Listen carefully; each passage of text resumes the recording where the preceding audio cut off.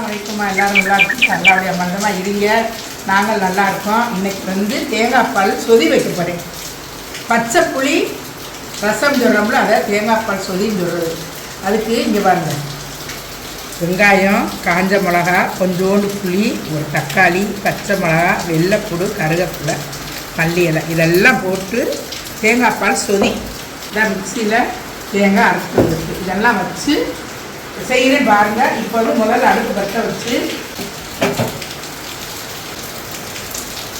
மிளகாய் வச்சுட்டு அப்புறம் ஒரு தக்காளியோ சுட்டு பண்ணுவோம். நல்லா கழுவிட்டு தக்காளியோ சின்ன தக்காளி எடுத்து சுற்றுவேன். எங்களுக்கு கொஞ்சம் தேவைன்னால சின்ன தக்காளி கொஞ்சம் வச்சுருக்கேன் எல்லாமே.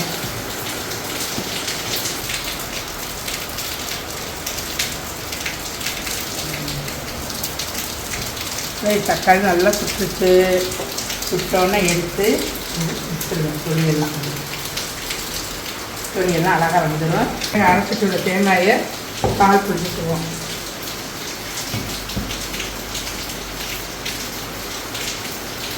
சின்ன வெங்காயத்தை இப்படி நல்லா பொடியாக நறுக்கி வச்சுக்கோங்க. ஒரு 5-6 வெங்காயம் இருந்தால் போதும், நிறையாலாம் தேவையில்லை. பொடி இது நம்ம வேக வைக்கிறது கிடையாது, சும்மா பிணைகிறதுனால இந்த இதுக்கு இந்த வேக வைக்கிற பொருள்களையெல்லாம் கொஞ்சம் பொடியை நறுக்கி வச்சுக்கோங்க, கொஞ்சம் நல்லாயிருக்கும். அதுக்காக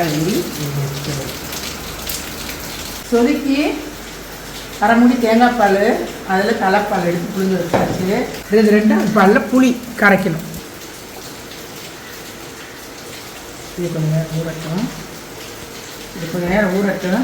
நம்ம எடுத்து வச்சுருக்கிற பச்சை மிளகா, வெள்ளைப்பூடு, இந்த கருவேப்பிலை,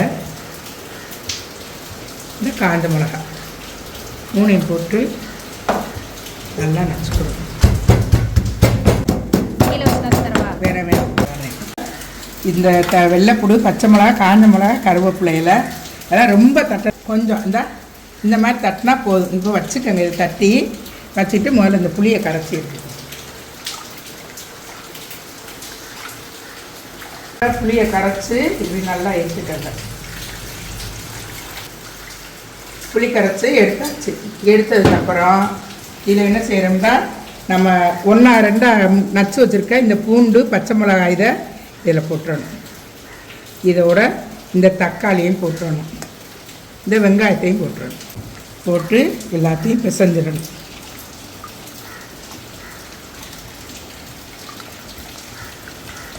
தக்காளி நல்லா சுட்டதுனால அது நல்லா வெந்துருச்சு, பச்சையெல்லாம் இல்லை, நல்லா வெந்துருச்சு தக்காளி.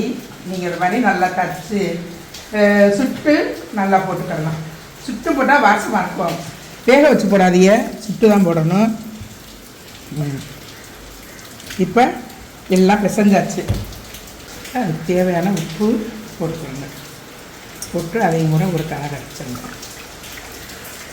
இப்போ இது கரைச்சாச்சு, உப்புலாம் போட்டு எல்லாம் ரெடி பண்ணியாச்சு பாருங்கள். இப்போ என்ன செய்கிறோம், இந்த பாலை இதில் ஊற்றிடுறோம். இப்போ மல்லி இலையை பிச்சு இதில் போட்டுரும். தேங்காய் பால் சொதி பாருங்கள் எப்படி இருக்குதுன்னு. கொள்ளணும், நல்லா டேஸ்ட்டாக இருக்குது. இந்த தேங்காய் பால் சொதிக்கு இறால் கிரேவி மழை வேண்டிகிட்டு இருக்கிறதுக்கு சுடு சோத்துக்கு இந்த சொதிக்கு இந்த இறாலுக்கும் சூப்பராக இருக்குது காம்பினேஷன். நல்லா செஞ்சு சாப்பிடுங்க.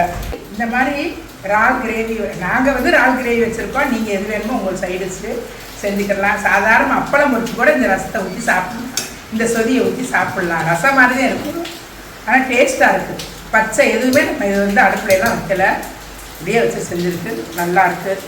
இந்த ரசத்தை வச்சு இந்த மழை நேரத்துக்கு சுடுசோரில் சாப்பிட்டு பாருங்கள், பிரமாதமாக இருக்கும்.